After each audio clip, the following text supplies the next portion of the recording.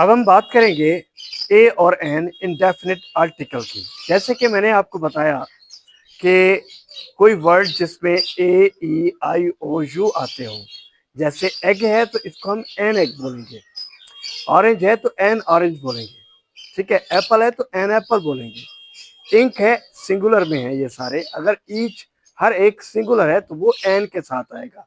Apples होगा तो फिर एन खत्म। लाजमी नहीं है कि हम फिर गलती करें, एप्पल्स भी लिखें और एन भी लिखें, सिंगुलर के लिए है। लेकिन कुछ ऐसे वर्ड भी होते हैं जिनमें आपको वाल की जरूरत नहीं होती है।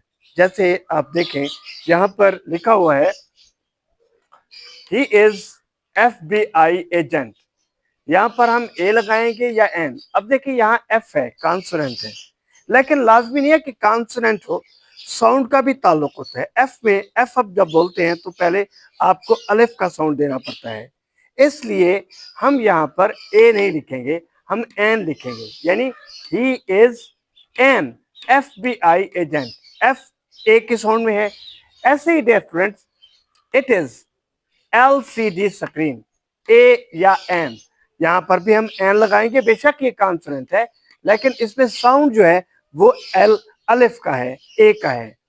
ऐसे ही आप देखें कि हम ही इज MBA ग्रेजुएट, अब MBA में भी एम अलिफ की साउंड भी है तो यहाँ पर हम एन लगाएंगे। लेकिन आपके सामने ये दो वर्ड ठहरे हुए हैं, इनको आप देखें तो यहाँ पर यूनिवर्सिटी भी है और अम्ब्रेला भी है। आप आ यूनिवर्सिटी कह सकते हैं लेकिन आप एन यूनिवर्सिटी नहीं कह सकते हैं, भले ही इसमें वाल साउंड ठहरा हुआ है लेकिन इसका साउंड जो है ना वो अलिफ एन की साउंड की तरह, ए की ई की साउंड की तरह, ओ की साउंड की तरह नहीं आ रहा है। इसलिए जब इसको यूनिवर्सिटी पढ़ेंगे फिर आ यूनिवर्सिटी बोलेंगे।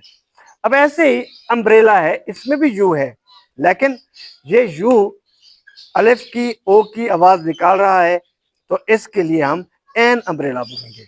Hope for the best.